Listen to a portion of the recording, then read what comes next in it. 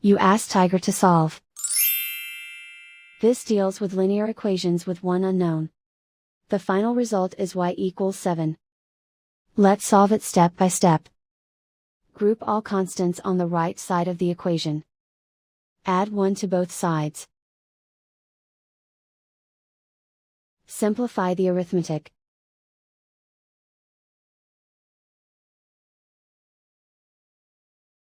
Isolate the y.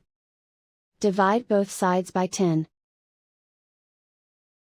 Simplify the fraction.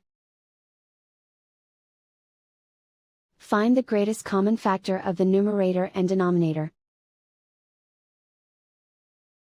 Factor out and cancel the greatest common factor.